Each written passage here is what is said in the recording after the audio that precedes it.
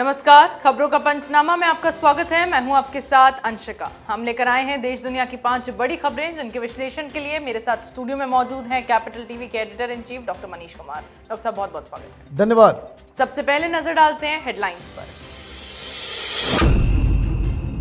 Supreme court पहुंचा नए संसद भवन का मामला, राष्ट्रपति से उद्घाटन कराने की उठाई मांग, 21 दलों ने किया उद्घाटन समारोह का बहिष्कार। केंद्र के अध्यादेश पर बवाल बरकरार, शरद पवार से मिले अरविंद केजरीवाल, ऑर्डिनेंस के खिलाफ विपक्ष को जोड़ने का मांगा समर्थन। दिल्ली सीएम के आलीशान बंगले पर नया खुलासा, शीश महल को सजाने के पीछे केजरीवाल की पत्नी का हाथ, मैडम की निर्देशों का होता था सख्ती से पालन। कर्नाटक सरकार में कैबिनेट मंत्री प्रियांक खड़गे ने दिए बजरंग दल आरएसएस को बैन करने के संकेत, कहा माहौल बिगाड़ने वाले संगठनों पर लगेगी रोक, बीजेपी ने किया पलटवार। 400 फोन कॉल से खुली इमरान की पोल, पाकिस्तान की पंजाब पुलिस ने खान पर किया बड़ा खुलासा, जमान पार्क में ही लिखी गई थी हिंसा की स्क्रिप्ट।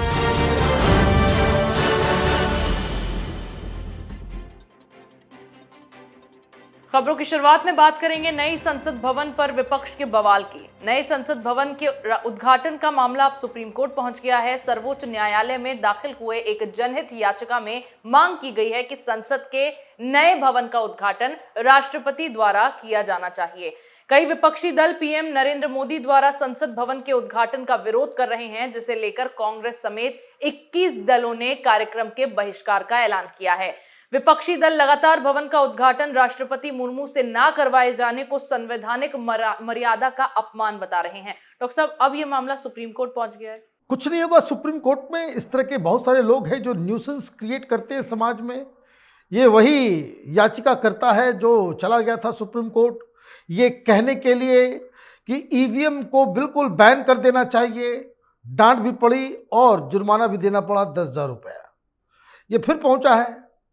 दिक्कत क्या है? लोगों को गलत भ्रांतियां, संविधान का एक बिल्कुल उल्टा काम सिखाया जा रहा है। संसद लोगों के द्वारा चुने गए लोगों का, वहां के प्रतिनिधि का वो सबसे बड़ा मंदिर है। ये जनता के द्वारा चूज किए गए लोग वहां पहुंचते हैं और वो व्यक्ति ही इसके उद्घाटन करने का सच्चा हकदार है, जिसके साथ जनता का मैंडेट है। राष्ट्रपति जी के बारे में कहा जा रहा है तो इनसे पूछा जाना चाहिए कि अचानक से इस तरह की घटिया राजनीति आप ये कह रहे हो कि दलित है इसलिए पूजा पाठ में नहीं शामिल करवाया जा रहा है। चुल्लू भर पानी कहीं है तो डूब मरना चाहिए ऐसे विपक्षी नेताओं को, ये केजरीवाल जैसे नटवर लाल लोगों को। जब यही मैडम मुर्मू चुनाव लड़ रही थी राष्ट्रपति का, तो तुम कहां, किस छेद के अंदर घुसे हुए थे? तब तो तुमको आदिवासी महिला नजर नहीं आ रही थी। ये कांग्रेस पार्टी, यह आम आदमी पार्टी, ये यशवंत सिन्हा के पीछे पीछे घूम रहे थे। यशवंत सिन्हा के कास्ट के बारे में नहीं मालूम था। यह समझ में नहीं आ रहा था कि वो एक अपर कास्ट है। घटिया और गंदी राजनीति से इन लोगों ने इस देश को शर्मसार किया है। एक अच्छा काम हो रहा है, ये लोग आ गए। इससे बेहतर तो पाकिस्तानी और चाइनीज हैं, कम से कम ऐलान करके दुश्मनी निभाते हैं। ये तो गद्दार से भी ज्यादा नामाकूल किस्म के लोग हैं। जी बिल्कुल। नई संसद भवन का उद्घाटन पीएम मोदी से कराए जाने पर विपक्ष में खलबली मची हुई है, जिसे लेकर सियासत लगातार जारी है। वहीं दिल्ली में ट्रांसफर पोस्टिंग पर केंद्र के अध्यादेश को लेकर सीएम केजरीवाल विपक्षी नेताओं से मुलाकात कर रहे हैं।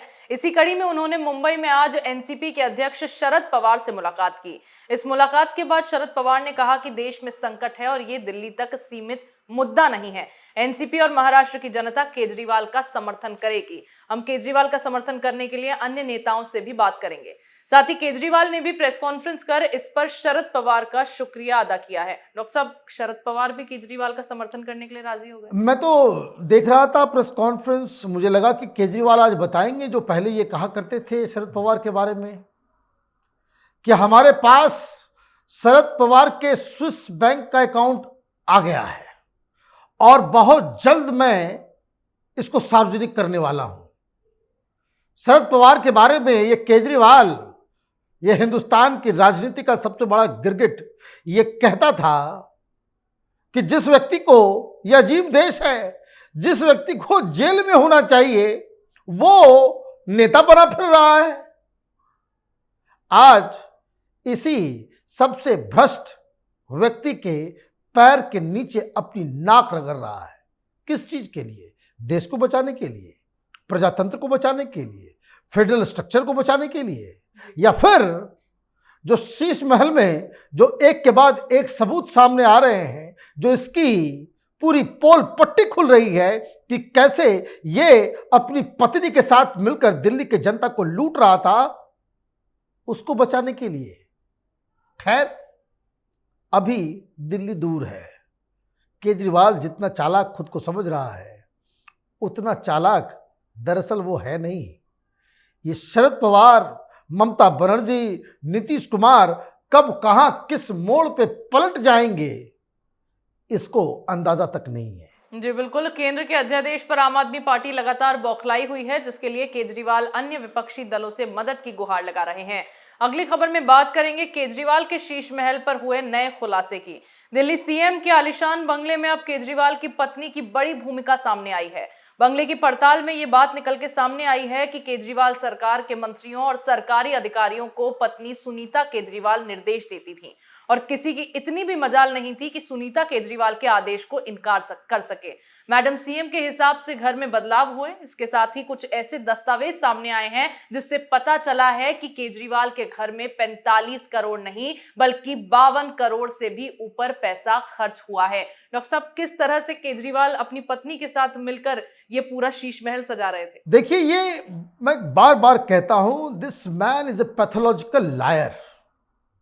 ये बिल्कुल झूठ बोलने में जरा सा भी से शर्म नहीं आती है। एक तो ये कह रहा था कि मैं नहीं जानता, ये पीडब्ल्यूडी वाला के बना के चले गए। चीफ मिनिस्टर का काम थोड़ी होता है मकान बनाने का। सरकारी बंगला है, सरकारी डिपार्टमेंट के लोगों ने बना दिया। अब मुझे क्या मालूम कि पर्दा क्या आया, कौन लगाया, फ्लोरिंग कहां की होगी, यही कह रहा था ना ये। और इसके तमाम चट्टे बट्टे यही कह रहे थे टीवी पे आके। सब धूर्त, सब एक से बढ़कर एक धूर्त, क्योंकि अब तो कागज आ गया। कागज आ रहा है, कागज में लिखा हुआ है मैडम सीएम। मैडम सीएम के निर्देशानुसार यह सब कुछ हो रहा है। केजरीवाल ने कह दिया सारे लोगों को कि भाई मैडम सीएम के आदेश का अक्षरशः पालन होना चाहिए, तो सारे नियमों की धज्जी उड़ा दी। यह कह रहा था कि मोदी सरकार, ये एलजी हमारे फाइलों पे साइन नहीं करते, इसलिए काम नहीं हो पाता। 3 दिन के अंदर ये प्रपोजल मकान का 27 जुलाई 2020 को आया और 30 जुलाई 2020 में सारे परमिशंस, मैंने ओवर टाइम कर रहा था ये डिपार्टमेंट। और दिल्ली में उस वक्त 20 जुलाई से 30 जुलाई 2020 के दौरान लोग बिना ऑक्सीजन के चींटियों की तरह मर रहे थे। और ये महापाप कर रहा था, ये अपनी अय्याशी के लिए शीश महल बना रहा था। और वो भी तब जब ये थ्रू आउट अपने जीवन में कहता रहा कि ना बंगला लूंगा ना गाड़ी लूंगा। तो ये देखिए, बहुत फ्रॉड आदमी है और इसमें उसकी कोई गलती नहीं है। ये देश की जनता की मूर्खता है कि वो इस तरह के फ्रॉड को बार बार आप समर्थन देते हो। इसलिए इसके दिमाग में ये घुसा हुआ है कि हम फ्री बिजली, फ्री पानी देंगे, देश बर्बाद हो जाए, इकॉनमी चौपट हो जाए, सब कुछ गिरवी रखा जाए, उससे कोई फर्क नहीं पड़ता, लेकिन हमें तो अय्याशी करनी है, हमें तो सारा सत्ता और सारा पावर चाहिए। जी बिल्कुल, केजरीवाल के आलीशान बंगले पर जो खुलासा अब हुआ है उससे आम आदमी पार्टी की मुश्किलें और भी ज्यादा बढ़ गई हैं। आगे बात करते हैं कर्नाटक सरकार के नए कारनामे की। कर्नाटक सरकार में मंत्री प्रियांक खड़गे ने आरएसएस और बजरंग दल को लेकर बड़ा बयान दिया है। प्रियांक ने कहा कि अगर कोई संगठन कर्नाटक में शांति भंग करने या सांप्रदायिक माहौल खराब करने की कोशिश करेगा तो उनकी सरकार उस संगठन को प्रतिबंधित करने में संकोच नहीं करेगी। अपने बयान में प्रियांक ने सीधे आरएसएस और बजरंग दल पर बैन के संकेत दिए हैं, जिस पर बीजेपी ने भी पलटवार करते हुए प्रियांक खड़गे को लताड़ लगाई है। डॉक्टर साहब, क्या जल्द ही आरएसएस और बजरंग दल पर कर्नाटक में बैन लग जाएगा? देखिए, बैन क्या लगाएंगे ये, इनके बैन लगाने से बैन लग जाएगा, और इस तरह की बातें करने से क्या आप राजनीति अपनी साध लोगे? ये सब के सब उस तरह के लोग हैं जो मुस्लिम वोट के लिए कुछ भी कर सकते हैं, कितनी हद तक नीचे गिर सकते हैं। ये प्रियांक खड़गे ये कांग्रेस पार्टी के मुखौटे अध्यक्ष मल्लिकार्जुन खड़गे के सुपुत्र हैं, अभी नए नए मंत्री बने हैं, और उन्होंने ऐलान कर दिया। क्यों ऐलान किया भाई? क्या ये दबाव जो कल एमनेस्टी इंटरनेशनल ने, ये जॉर्ज सोरोस के पैसे पे पलने वाले ये एनजीओ वाले झोला छाप किस्म के लोगों ने सरकार के ऊपर दबाव डाला, इस वजह से आप कह रहे हो? ये बयान देने की जरूरत क्यों पड़ी? कोई हिंसा हुई है, कहीं कोई दंगा हुआ है, कहीं कोई बयान आया है, कहीं कोई बवाल आया है, या अपने आप मन में सवेरे सवेरे उठे, मीडिया को बुलाया और बकवास कर दिया? या कोई मौलवी मौलाना पीएफआई का दबाव चल रहा है माथे के ऊपर? क्या हमने वोट तुमको इसलिए दिया था कि आरएसएस और बजरंग दल को बैन करो, अब समय आ गया है? तो ये बैन क्या कर पाएंगे? ये कोई बनाना रिपब्लिक नहीं है कि आप किसी को भी उठ करके आकर के बैन कर दोगे। शाम ढलते ढलते कर्नाटका के दूसरे मिनिस्टर आ गए कि नहीं, अभी कोई चर्चा नहीं हो रही है। तो बिना चर्चा के ही ये खड़गे के सुपुत्र ने आकर के भाषण दे दिया। ये गैर जिम्मेदार लोग हैं। इसका रिपरकशन क्या होगा कि जो हिंदू संगठन के कार्यकर्ता हैं कर्नाटक में, उसे लोग घेर घेर के मारपीट करना शुरू करेंगे, और जब घटना घट जाएगी तो ये दुम दबा करके कहीं कोने में जाकर के छुप जाएगा। इस तरह के राजनेता खतरनाक हैं। कर्नाटक की जनता ने वोट तो दिया है। अब ये खबर आ रही है, कोई मैं देख रहा था, कुछ लोग कह रहे थे कि वहां लोगों ने बिजली का बिल देना बंद कर दिया तो वो काटने चले आ रहे हैं। भाई, फ्री के चक्कर में तुमने वोट दिया है, झेलो। दिल्ली तो झेल ही रहा है। एक और खबर मैंने सुनी कि कांग्रेस पार्टी वाले ये 3,000 का कोई कूपन बांट रहे थे कि चुनाव के बाद उसको किसी भी दुकान में जाना, किसी शॉपिंग मॉल में जाना, वो कूपन जो है तुम्हारा काम करेगा। रिजल्ट आने के बाद हमारी सरकार बन जाएगी तब। ये लालची लोग वो कार्ड लेकर के वोट तो दे दिया, लेकिन अब जहां जहां वो जा रहे हैं उस कार्ड को कहा जा रहा है कि भाई तुम्हारे साथ तो ठगी हो गई। भाई, कितनी बार आप ठगोगे? राजस्थान में आपने ठगा लोगों को, बेरोजगारी भत्ता के नाम पे 5 साल होने वाले हैं, कभी किसी को नहीं दिया गया। छत्तीसगढ़ में आपने कहा कि हर बेरोजगार को पैसा मिलेगा 5,000 रुपया, अभी तक नहीं हुआ। बेंगलुरु में आप, कर्नाटक में जाकर के आपने फिर यही काम किया, किसी को कुछ नहीं मिल रहा। तो देश की जनता भी इसके लिए रिस्पॉन्सिबल है। आप जिस हिसाब से वोटिंग करेंगे उसी तरह की सरकार बनेगी। फ्रॉडस्टर्स को वोट देंगे, झूठे वादे करने वालों को वोट देंगे, तो आपके साथ तो यू डिजर्व इट, ये तो आप डिजर्व करेंगे ही। लोगों का ध्यान खुलता नहीं है। बिहार आज गर्त में क्यों चला गया है? ये बंगाल गर्त में क्यों चला गया है? Because they deserve it. आप उस तरह के लोगों को चूज करोगे, उस तरह के लोगों को वोट करोगे, तो ये तो होना ही है।